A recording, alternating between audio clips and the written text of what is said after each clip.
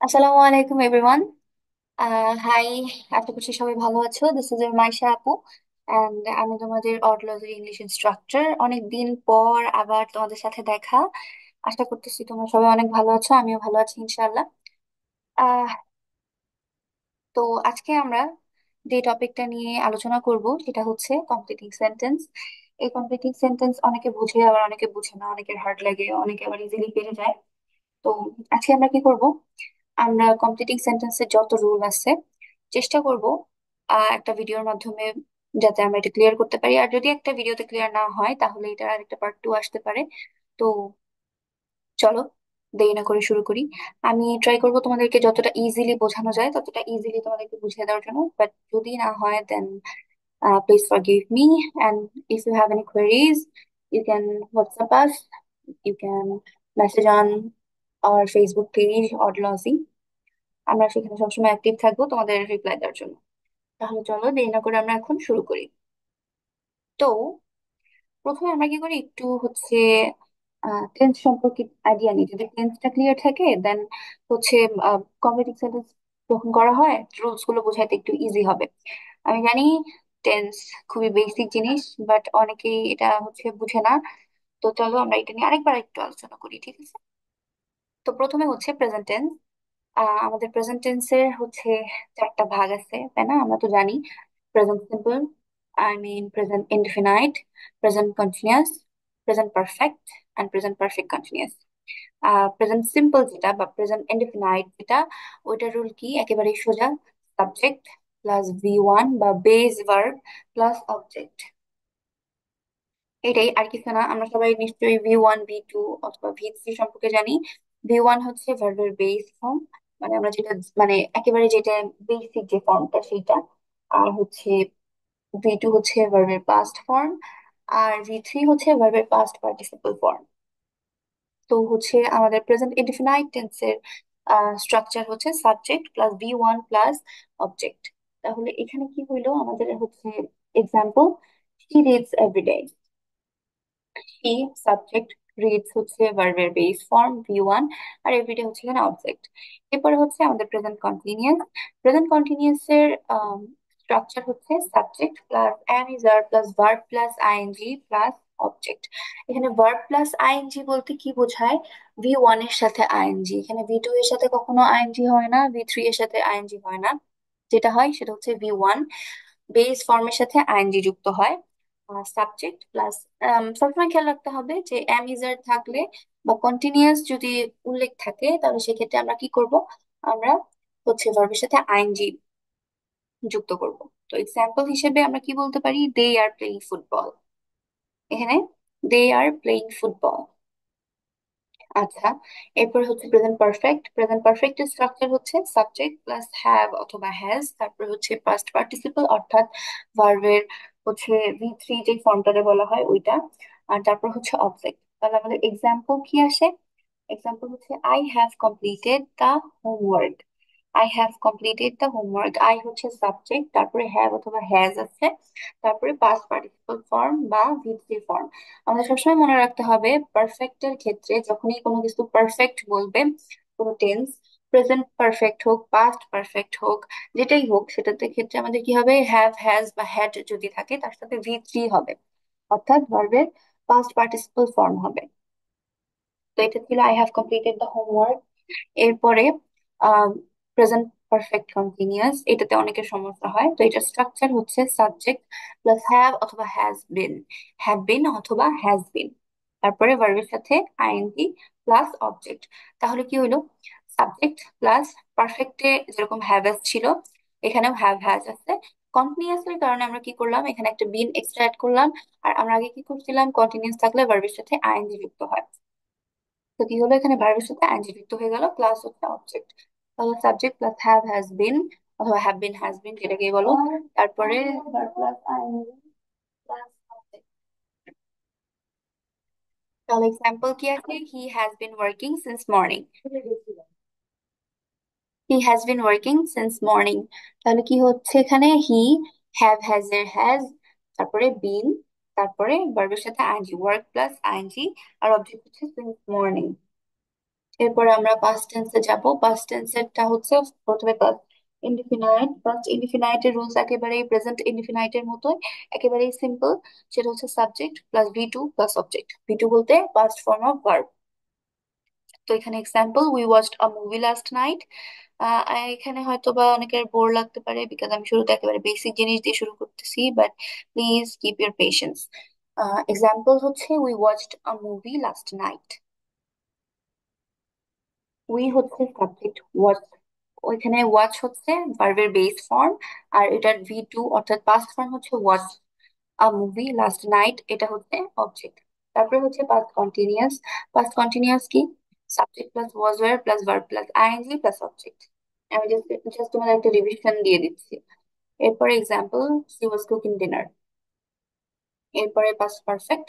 Structure হচ্ছে subject plus had plus V three plus object. V three অর্থাৎ ভার্বের past participle form. Example, they had left before we arrived. Okay, এখানে কি হলো, আমি আগেও বলেছি যে পারফেক্ট থাকলে হ্যাভ হ্যাজ হ্যাড যেটাই হোক না কেন সেটার সাথে আমাদের ভি থ্রি থাকতে হবে। তাহলে এখানেও কিন্তু আগেরটাই, প্রেজেন্টের ক্ষেত্রে আমাদের হচ্ছে হ্যাভ হ্যাজ ছিল, পাস্টে আমাদের হ্যাড আছে।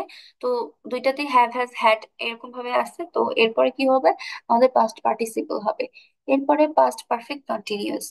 পাস্ট পারফেক্ট কন্টিনিউয়াস এর স্ট্রাকচার হচ্ছে subject plus had been plus verb plus ING plus object. Example, he had been studying for hours. এরপরে ফিউচার টেন্স, ফিউচার ইনডিফিনাইট, এটাও খুবই সিম্পল। স্ট্রাকচার হচ্ছে subject plus will plus base form verb, তারপরে হচ্ছে object. এখানে will এর সাথে তোমরা চাইলে শ্যালো ইউজ করতে পারো। Let me clear. এখানে হচ্ছে চাইলে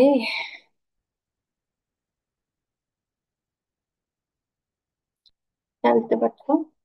সাবজেক্ট প্লাস উইল অথবা shall plus V one plus object. Example, I will call you tomorrow. এরপরে আমাদের ফিউচার কন্টিনিউয়াস। ফিউচার কন্টিনিউয়াস এ হচ্ছে structure subject plus will be plus verb plus ING plus object. তো এখানে আমরা কি করব, এটা মনে রাখতে হবে, কারণ এটা ফিউচারের যে ইয়াগুলা, টেন্সের যে স্ট্রাকচার গুলা, এগুলা হয়তো পাস্ট বা প্রেজেন্টের সাথে কিছুটা অমিল হইতে পারে, কারণ আগে দুইটা আমরা মিল করে করে পড়ছি। তো এটা একটু মনে রাখতে হবে আমাদেরকে। উইল বি, আগে আমরা অ্যামিজার পড়ছিলাম, ওয়াজ ওয়্যার পড়ছিলাম। তো এখানে কি হবে, উইল বি হবে plus verb plus ING plus object. এখানে এক্সাম্পল হচ্ছে, they will be travelling next week. এরপরে ফিউচার পারফেক্ট। ফিউচার পারফেক্টের স্ট্রাকচার হচ্ছে subject plus will have plus হচ্ছে ভি থ্রি প্লাস অবজেক্ট। এখানে example, she will have finished her project by then. আগেরটা ছিল আমাদের হ্যাভ হ্যাজ তারপরে হ্যাড, এখন হলো উইল হ্যাভ, কারণ এটা ফিউচার পারফেক্ট। এরপরে হচ্ছে ফিউচার পারফেক্ট কন্টিনিউয়াস। এটা স্ট্রাকচার হচ্ছে সাবজেক্ট প্লাস উইল হ্যাভ বিন বা শ্যাল হ্যাভ বিন, এরকম হতে পারে। দেন যেহেতু আমরা শ্যাল সব জায়গায় ইউজ করতে পারি না, তো এখানে মেইন বেসিসে হচ্ছে উইল লেখা আছে। উইল আমরা চাইলে যেখানে ইচ্ছা সেখানে ব্যবহার করতে পারতেছি। আহ তারপরে verb plus ING plus object. Example, by next year he will have been teaching for 10 years। আশা করছি তোমরা একটা রিভিশন পেয়ে গেছো। এখন আমরা যাব মেইন যে রুলস সেটাতে। তো মেইন রুলসে আমাদের ফার্স্ট যেটা, সেটা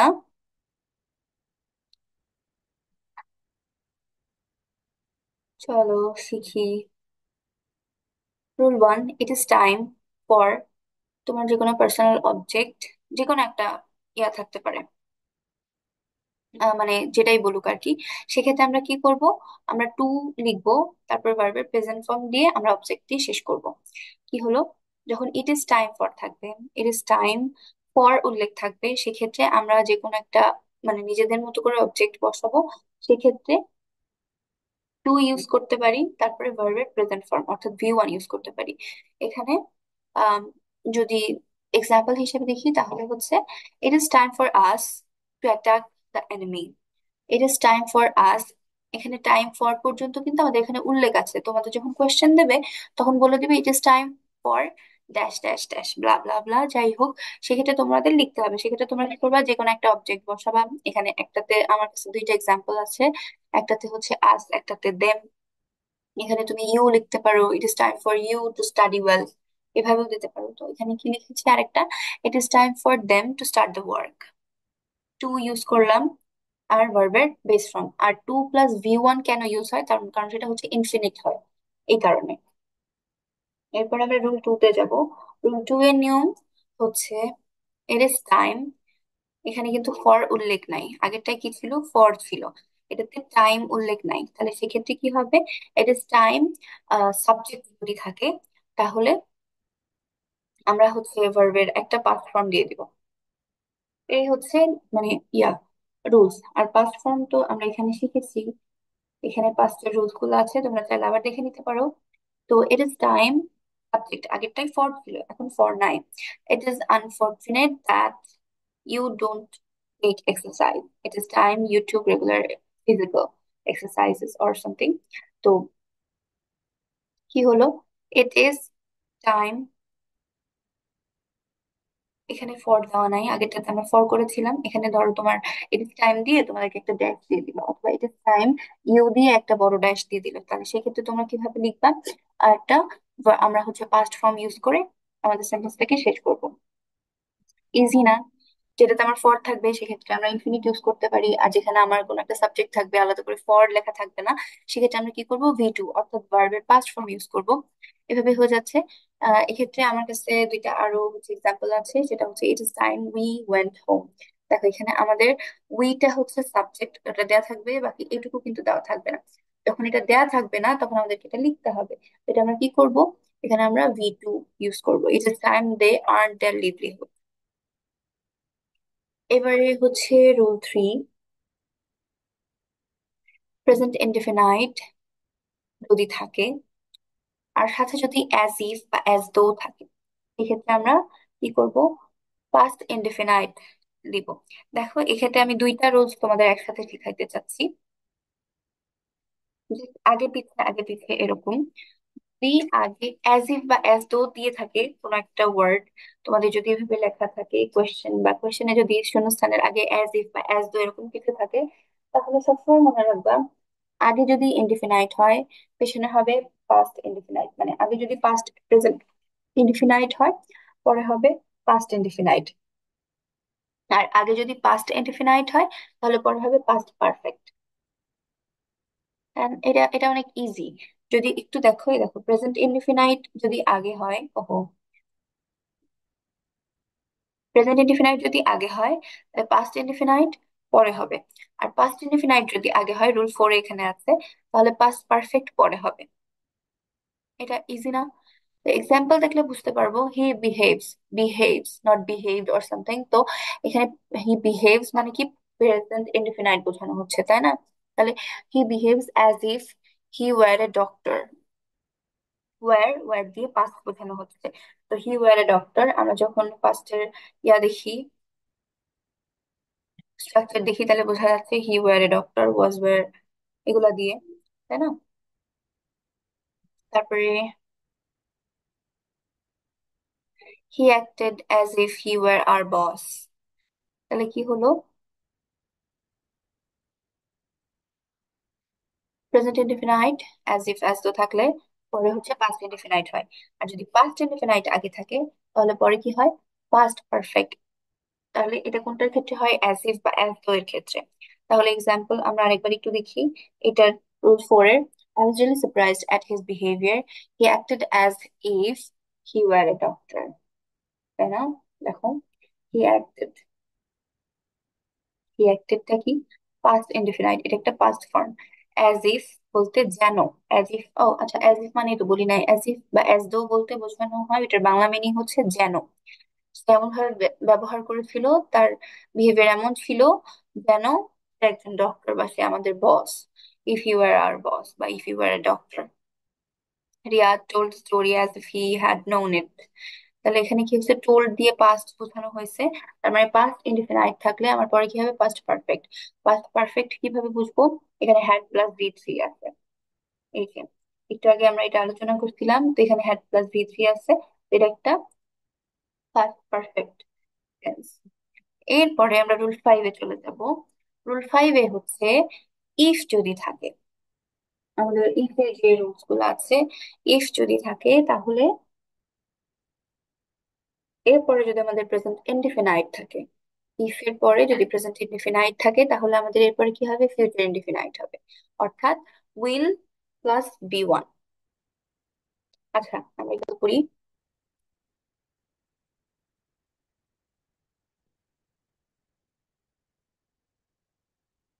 আচ্ছা,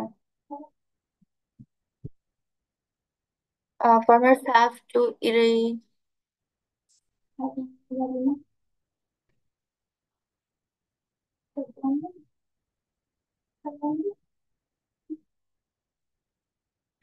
Sorry for the interrupt. আচ্ছা এক্সাম্পল কি আছে?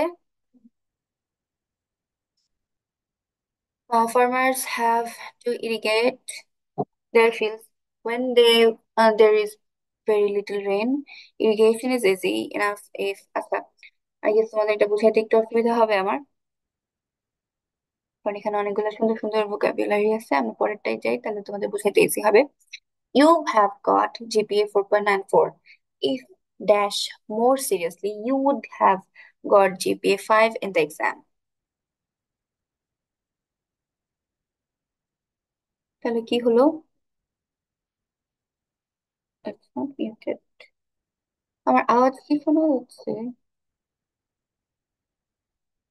আচ্ছা দেখি। You have got GPA 4.9 if dash more seriously. আচ্ছা কোয়েশ্চেন আমার এরকম আসতে পারে যে if dash more seriously you would have got GPA 5 in the exam। তার মানে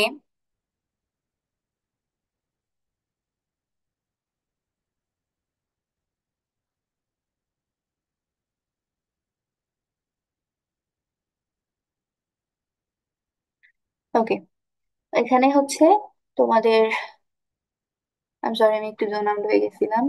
হচ্ছে তোমাদের এখানে ইউ উড হ্যাভ বলা হয়েছে, তার মানে কি হয়েছে, তোমাদের এখানে ইফ এর পরে তোমাদেরকে পাস্ট ইনডিফিনাইট ইউজ করতে হবে। কারণ এখানে তোমরা যদি ভালো করে পড়তা তাহলে কি হতো, তাহলে তুমি জিপিএ 5 অ্যাচিভ করতে পারতা। এটাই বোঝানো হয়েছে। তারপরে man is a social being, if anybody is in any problem. তারপরে কি হবে, এখানে if anybody is in any problem, এটা হচ্ছে প্রেজেন্ট ইনডিফিনাইটে আছে। তারপরে হচ্ছে আমাদের ফিউচার ইনডিফিনাইট টেন্সে আনতে হবে, তাই না? তাহলে আমরা এখানে কি বলতে পারি, if anybody is in any problem, everyone should help him, বা another person should help him, এরকম। বা হচ্ছে শ্যাল বা শুড, এখানে শুড দিয়ে আমরা আমরা হচ্ছে ফিউচার ইনডিফিনাইট টেন্সটা বোঝাতে চাচ্ছি। রুল সিক্স, ইফ এর পরে যদি পাস্ট ইনডিফিনাইট থাকে, যেটা আমরা, যেটার হচ্ছে এক্সাম্পল আমরা একটু আগে করলাম, সেক্ষেত্রে আমরা হচ্ছে উড, উড সাথে ভার্বের প্রেজেন্ট ফর্ম ইউজ করব। এটা একটু আগে আমি তোমাদেরকে দেখাইছি যে উড হ্যাভ এখানে যেহেতু আছে, তাহলে আমাদের এখানে প্রেজেন্ট ইনডিফিনাইট ইউজ করতে হবে। তো যদি ইফ এর সাথে আমাদের পাস্ট ইনডিফিনাইট থাকে তাহলে would could plus V one use করতে হবে। আর যদি ইফ এর পরে আমাদের এখানে একটা যেরকম শূন্যস্থান আছে, এরপরে যদি উড কুড অথবা ভার্বের সাথে বি ওয়ান থাকে, ভার্বের বি ওয়ান থাকে, তাহলে সেক্ষেত্রে আমরা কি করবো, পাস্ট ইনডিফিনাইট বসাই দেবো। তাহলে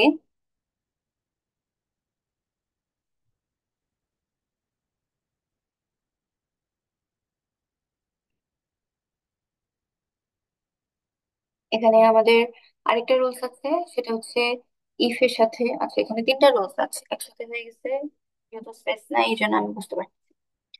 আচ্ছা, রুল সেভেন, ইফ এর সাথে যদি পাস্ট পারফেক্ট থাকে তাহলে উড হ্যাভ, কুড হ্যাভ থাকবে ভার্বের পাস্ট পার্টিসিপল ফর্ম, অর্থাৎ আমাদের হচ্ছে ভি থ্রি ফর্ম বসবে।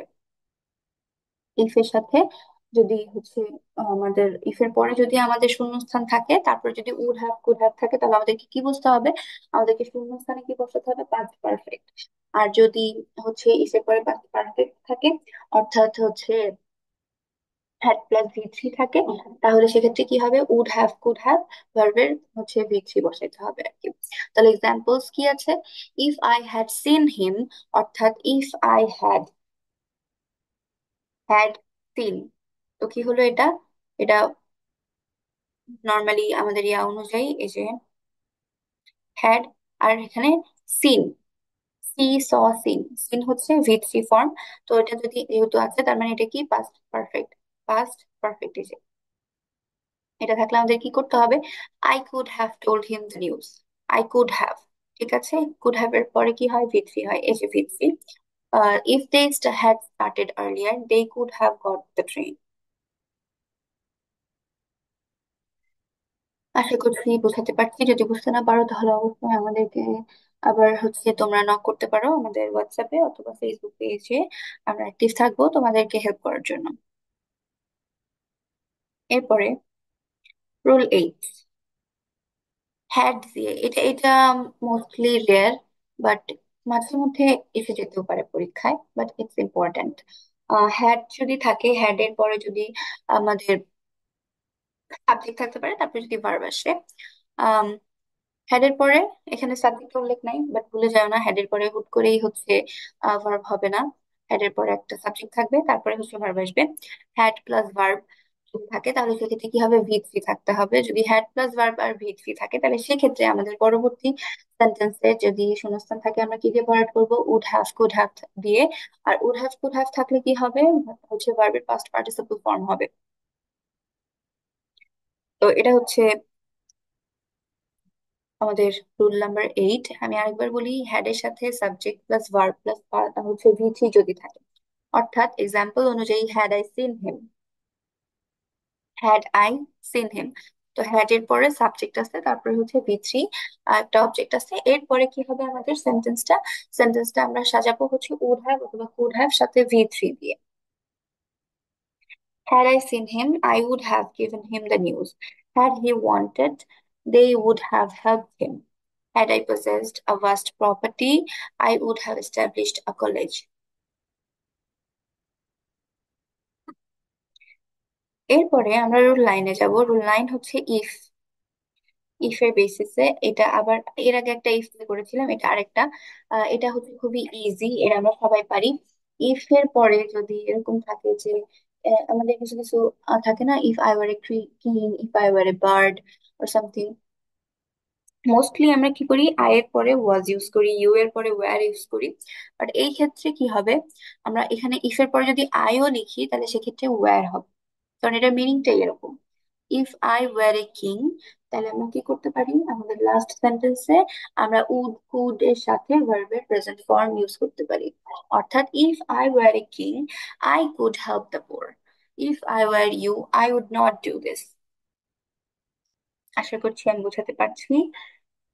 এরপরে আমি জানি তোমাদের একটু সমস্যা হবে কারণ আমি অনেক তাড়াতাড়ি বলতেছি, বাট স্টিল যদি না বুঝো তাহলে একই আরেকটু পজ করে বা একটু ভিডিওটা আগায় নিয়ে দেখতে পারো। আর রুলস গুলা কিন্তু খুব বেশি কঠিন কিছু না, জাস্ট একবার তোমরা যদি বুঝে যাও তাহলে তোমাদের যখন কোয়েশ্চেন সামনে আসবে তখন এমনি তোমাদের মন বলে যাচ্ছে এখানে তো এটা হবে, এখানে তো ওইটা হবে। জাস্ট প্র্যাকটিসের উপরে ডিপেন্ড করতে হবে। তোমরা জাস্ট প্র্যাকটিস করবা, যত বেশি প্র্যাকটিস করবা তত বেশি এই রুলস গুলা মুখস্থ হয়ে যাবে। এটা আলাদা করে মুখস্থ করার কিছু নাই। এরপরে rule 10, present or future indefinite tense যদি থাকে, তারপর যদি when অথবা আফটার থাকে, তাহলে সেক্ষেত্রে আমাদের এরপরে কি হয়? প্রেজেন্ট পারফেক্ট হয়। অথবা আমার when আফটার এর পরে যদি প্রেজেন্ট পারফেক্ট থাকে তাহলে আমাদের সবার শুরুতে কি হয়? প্রেজেন্ট অথবা ফিউচার ইনডিফিনাইট টেন্স হয়। যেরকম এক্সাম্পল অনুযায়ী, প্রথমে যদি আমার প্রেজেন্ট অথবা ফিউচার ইনডিফিনাইট টেন্স হয়, you can go to sleep when. তুমি হচ্ছে তখনই যেতে পারো ঘুমাইতে যখন you have taken your dinner. You have taken your dinner এখানে প্রেজেন্ট পারফেক্ট টেন্সে আছে। হ্যাভ প্লাস বি থ্রি এখানে, এই যে হ্যাভ প্লাস বি থ্রি, এটা। তো এটার মাধ্যমে কি বোঝা গেল? এটা প্রেজেন্ট পারফেক্ট। যদি তোমার ফিউচার ইনডিফিনাইট টেন্স থাকতো সেক্ষেত্রে তোমাকে কি করতে হতো? আবার প্রেজেন্ট পারফেক্ট দিয়ে লেখা লাগতো। আশা করছি তোমরা বুঝতে পেরেছো। একটু একটু ডিফিকাল্ট, একটু পেঁচানো, বাট আই গেস আস্তে আস্তে তোমরা জিনিসটা ধরে ফেলতে পারবা। এরপরে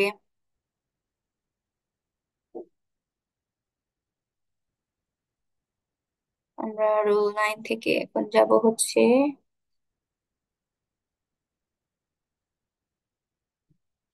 রুল 10 শেষ হয়েছে। রুল 10 এর আরেকটা আছে example. Example you will return me the book after you finished reading it, he will swim after he has changed his dress. এই যে একটু আগে যেটা বললাম যে যদি তোমার ফিউচার ইনডিফিনাইটও থাকে, সেক্ষেত্রে তোমরা কি করতে হবে, তাদেরকে প্রেজেন্ট পারফেক্ট দিয়ে করতে হবে।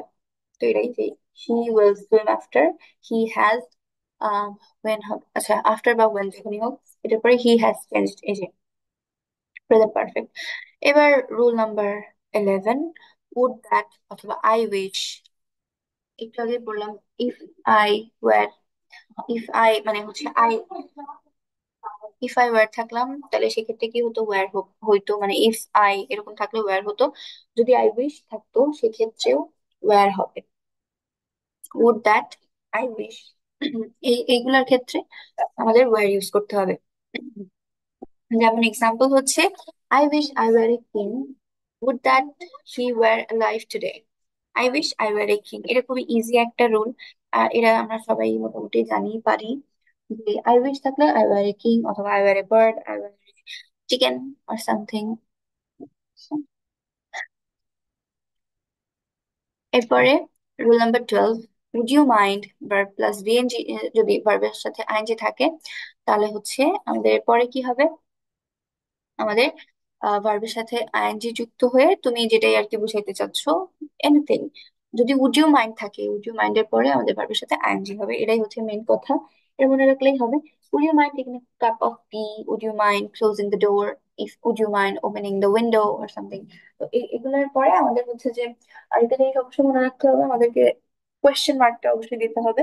কোয়েশ্চেন মার্ক না থাকলে উড ইউ মাইন্ড এটা টোটালি একটা হচ্ছে ইন্টারোগেটিভ সেন্টেন্সের এক্সাম্পল। তো এটার শেষে অবশ্যই হচ্ছে কোয়েশ্চেন মার্ক দিতেই হবে। এরপরে ইট ইজ টাইম, একটু আগে একটা ইট ইজ টাইম ফর করেছি, একটার পরে ইট ইজ টাইমের পরে সাবজেক্ট দিয়ে করেছি, এখন হচ্ছে ইট ইজ টাইম টু দিয়ে। ইট ইজ টাইমের পরে যদি আমার টু থাকে তাহলে সেক্ষেত্রে আমরা কি করব, ভার্বের প্রেজেন্ট ফর্ম ইউজ করব। ইট ইজ টাইমের পরে আমরা হচ্ছে ভার্বের প্রেজেন্ট ফর্ম ইউজ করব। তাহলে সেটা কি হচ্ছে, it is time to start the work, it is time to leave the place, it is time to do your homework. যখন টু থাকবে, টু এর সাথে ভার্বের বেস ফর্ম হবে। আর টু এর সাথে ভার্বের বেস ফর্ম বলতে কি বোঝানো হয়, ইনফিনাইট বোঝায়। এবার রুল 14। ওহো, রুল 14, আচ্ছা। প্রথমে আমার যদি কোয়েশ্চেন থাকে, অর্থাৎ আমার ফার্স্টে যদি গ্যাপ থাকে, আর তারপরে হচ্ছে সো মাচ বা সো মেনি যেটাই হোক এটা থাকে, তাহলে সেক্ষেত্রে আমরা কি করব, আমরা একটু যদি এক্সাম্পলটা তোমাদের বলি, you have so much intelligence, এরপরে যদি আমাদের ইয়া থাকে, শূন্যস্থান থাকে, তাহলে সেক্ষেত্রে কি হবে, আমরা দ্যাট ইউজ করতে পারবো। তোমার এতটাই ইয়ে আছে যে, হচ্ছে বুদ্ধি আছে, তোমার এতটাই বুদ্ধি আছে যে, যে এর ইংলিশ কি আমাদের, দ্যাট, একটা রিলেটিভ প্রোনাউন, ওইটা দিয়ে you can get a job. তাহলে কি করলো, যে ফার্স্টে যতটুকুই থাকুক না কেন, যে সো মাচ বা এই এই রিলেটেড যত কিছু থাকুক না কেন, আমরা কি করব, আমরা দ্যাট ইউজ করব, দ্যাট এর সাথে হচ্ছে সাবজেক্ট থাকবে, ক্যান অথবা ক্যান নট থাকতে পারে, এরপর আমরা অবজেক্ট দিব। এটাই, আই গেস বুঝাইতে পারছি। যেমন আরেকটা এক্সাম্পল যদি দেখি, there are so many problems that I cannot solve them.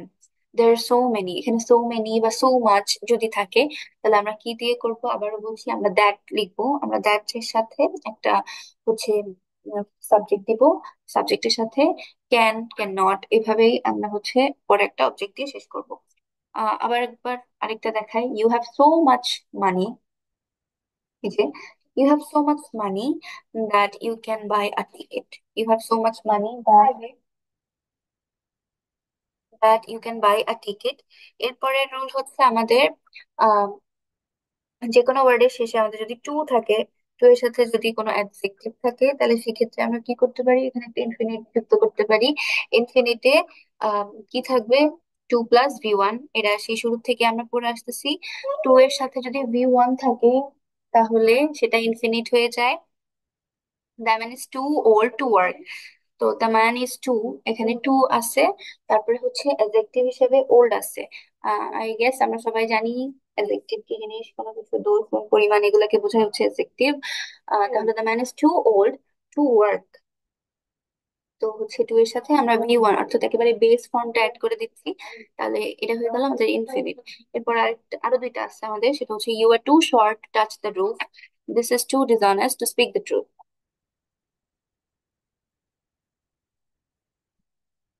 এরপরে রুল 16, এটা হচ্ছে টু দিয়ে, এখন যদি টু এর পরে অ্যাডজেক্টিভ অথবা অ্যাডভার্ব থাকে, সেক্ষেত্রে তোমরা হচ্ছে যদি ফর দিয়ে থাকে, আগেরটাতে যেহেতু টু ছিল না আমরা টু দিয়ে শেষ করছি, কিন্তু যদি সেক্ষেত্রে টু না থেকে ফর থাকে, ফরের সময় আমরা কি করব?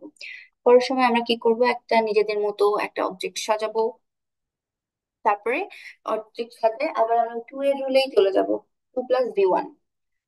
Load is too heavy for me to carry. এই যে টু এর ওয়ার্ড এখানে কি, the load is too heavy, এরপরে ফর, যেহেতু আমাদের ফর উল্লেখ আছে কোয়েশ্চেনে, তাহলে ফর মি টু ক্যারি আমরা কি করবো, আগের ফর্মে চলে যাবো। The problem was too hard for them to solve, it is too interesting for us to overlook. এরপর হচ্ছে রুল নাম্বার 17। রুল নাম্বার 17-এ হচ্ছে, একটু আগে আমরা টু দিয়ে করছি, এবার হচ্ছে সো দিয়ে।